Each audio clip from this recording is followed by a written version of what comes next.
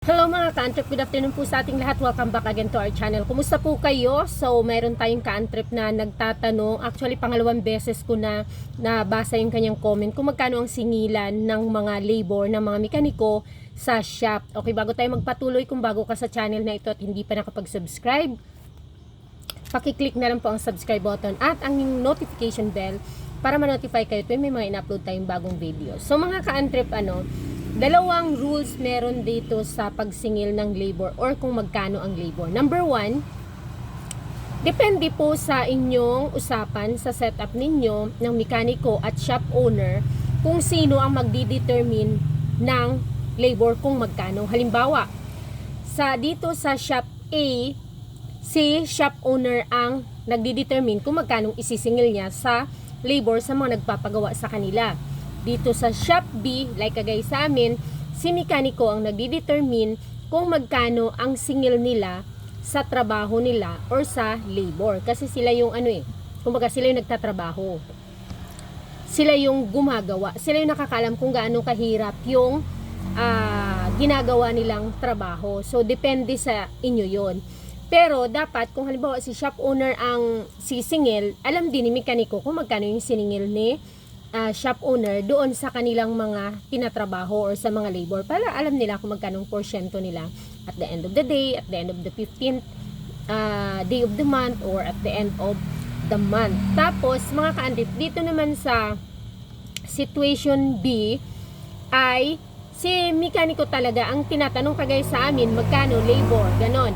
So to give you an idea, sa rule number 2 naman mga ka-antrep sa pagsisingil ng labor mga ka-antrep, nakadepende sa location. Ang alam ko sa mga syudad, sa Metro Manila, mura ang mga pyesa, parts and accessories, pero mahal or mataas ang labor dyan sa NCR, sa Metro Manila, or sa mga syudad, compare yung sa mga nasa munisipyo, mga nasa probinsya, mas mura. Kasi nakadepende naman doon sa capacity ng mga customer, capacity ng mga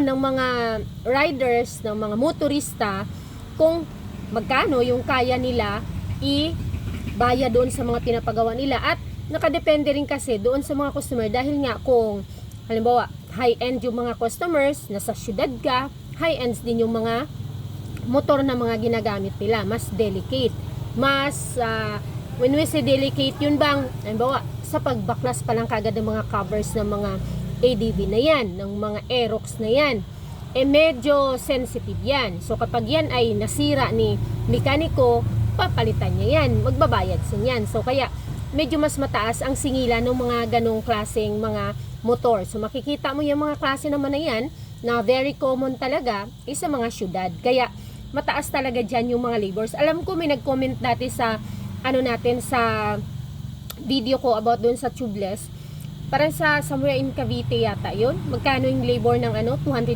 labor lang ng sa change ang tire na hindi kasama yung tire. Kasi dito sa amin ang labor pag front, like yung mga Mio, Sniper or Beat, basta front lang 100, naka tubeless machine na. Kapag likod, like pag mga baklas tambucho, 150 ang labor. Pero sa sa mga syudad sa Manila, hindi ko alam kung magkano ang singilan nila dyan. Syempre dito, hindi mo naman masingil na maiparehas mo sa Maynila dahil ang pamumuhay naman ng mga tao dito is ordinary. At bihira lang din yung mga may high-ends na mga motorsiklo dito. Hindi kagaya sa Metro Manila, ay talagang karamihan mga high-end motorcycles talaga. So, pinapa-example niya, halimbawa daw sa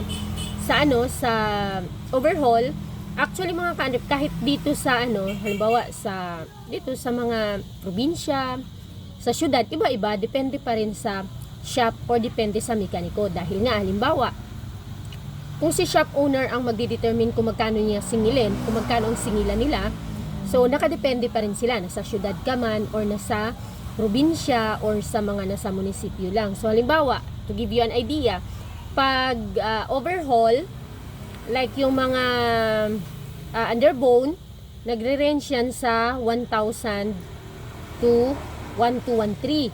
Kapag mga naka 215, 1,000, 1,315.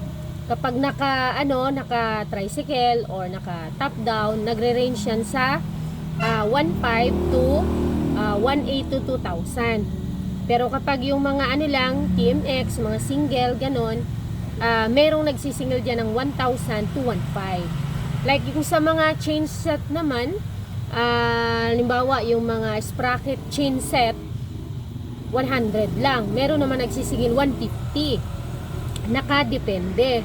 So, dito sa amin, since nasa sentro kami at saka parang kinukonsider din namin yung pamumuhay ng mga tao. So, ang singil namin at medyo marami din namang customer, so 100 lang yan. Yung iba naman, yung medyo halimbawa mas malayo dito or somewhere in ng mga nasa syudad or dito lang din, di ko alam, ang singil nila ay 150. So, papakiramdaman mo rin naman yan yung takbo at lifestyle ng iyong mga customer. Palit ng gulong, 50. Palit ng interior, 50. Yung mga ganun. Yan naman kasi yung mga mabibilis yung mga maintenance. Palit ng mga shock kapag di-cover ay 200. Ganun. Pag mga ditangke lang na mga motor like Rosy TMX, 50. Pag naka-top down, 100. Yung mga ganun lang siya mga kantot. So, idea lang yan. Palit bearing, 50. Palit brake shoe, 50. Change oil, 30. Yung mga ganun mga ka-country. Pero ulitin ko, nakadepende palagi sa usapan ninyo ng mekaniko at ng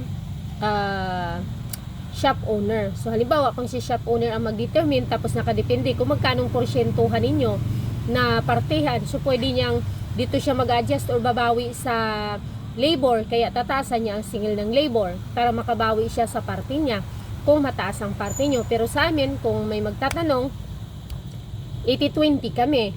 80% sa mekaniko, 20% sa shop owner. Si mekaniko ang nagdedetermine ng aming ng pa-labor. So kagaya halimbawa sa ibang shop, si shop owner ang nagdedetermine or nagsasabi sa mga customers nila, halimbawa tapos nagawa, kung magkano ang labor. Hindi alam, walang idea si hanggang katagalan na actually hindi si mekaniko ang nagsasabi or nagdidictate kung magkano ang labor sa iba.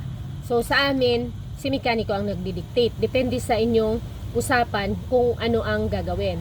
So sa mga baguhan, halimbawa, dapat klaro lang talaga kung magkano yung porsyentuhan ninyo at yung mga ganyang usapan, kasi maglilid yan sa hindi pagkakaunawaan in the future. Sa maglilid sa halimbawa, yun bang duda, yun, pagkawala ng tiwala, yun. So dapat malinaw lang. At syempre, kung si mekaniko ang nagdi-determine or nagdi-dictate ng labor, ang say natin doon as mga shop owner, yung hindi rin matataga si customer.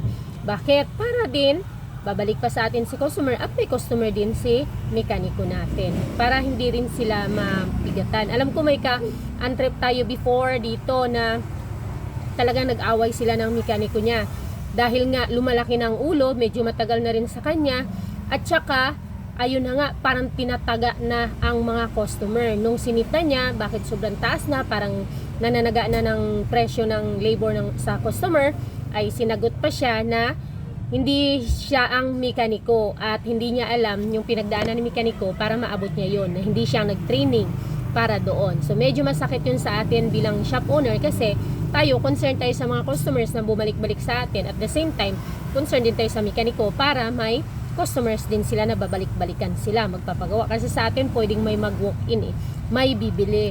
Kaya lang kapag tatagain nila yung bumili, hindi na magpapagawa sa kanila or hindi na rin babalik sa kanila.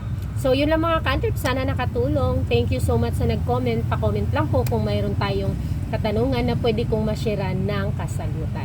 Bye! Please comment, like this video.